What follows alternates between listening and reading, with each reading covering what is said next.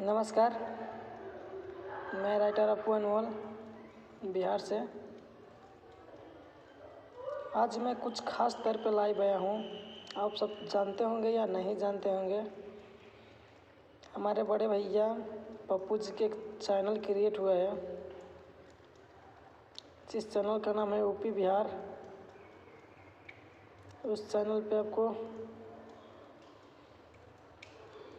हर पल की खबर मिलेगी और भोजपुरी इंडस्ट्री में जो भी विवाद हो रहा है, जो भी सॉन्ग आ रहा है, जो भी फिल्म आ रहा है,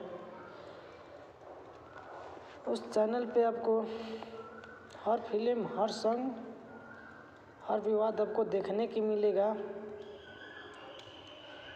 तो आप सबसे मेरा हाथ जोड़ के निवेदन है, उस चैनल पे जाइए, चैनल को सब्सक्राइब कीजिए, शेयर कीजिए।